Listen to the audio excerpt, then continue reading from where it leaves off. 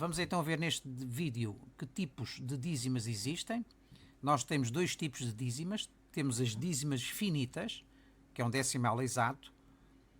E é decimal exato porquê? Porque a divisão do numerador pelo denominador é uma divisão exata. Isto é, uma divisão cujo resto é igual a zero. Portanto, uma fração decimal ou uma fração equivalente a uma fração decimal podem ser representadas sob a forma de dízima finita.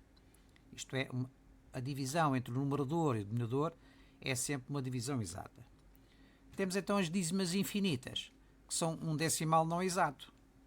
As frações que não podem ser escritas na forma de frações decimais também podem ser representadas sob a forma de dízimas, só que neste caso são dízimas infinitas periódicas, ou seja, a sua parte decimal não termina, que é o caso desta. 5 a dividir por 11, nós obtemos 0,45. Se repararmos, os números 4 e 5 repetem-se indefinidamente. Esta repetição dá-se o nome de período. As dízimas infinitas podem ser periódicas ou não periódicas. Dentro das dízimas infinitas periódicas temos dois tipos, as simples e as compostas. As dízimas periódicas são simples quando apresentam a parte inteira e após a vírgula apenas algarismos que se repetem, como por exemplo 0,45, 45, 45 por aí adiante. Isto é, temos a parte inteira igual a 0 e o período igual a 45. Vejamos aqui outro exemplo, 1,7777 por aí adiante. A parte inteira é 1 e o período é igual a 7.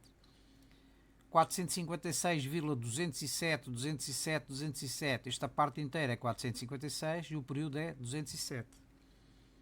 Relativamente às dízimas infinitas periódicas compostas, são as dízimas que apresentam a parte inteira e depois da vírgula algarismos que não se repetem, para além dos algarismos que se repetem, como por exemplo 7,23555 por aí adiante. A parte inteira é 7, a parte não periódica, esta parte que não se repete, é 23 e a parte que se repete é 5.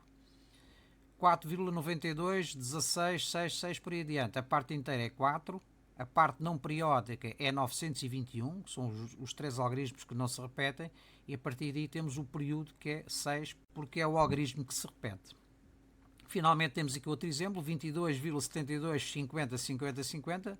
Portanto, a parte inteira é 22, a parte não periódica, esta parte que não se repete, é 72, e os algarismos que se repetem são os algarismos 5 e o 0.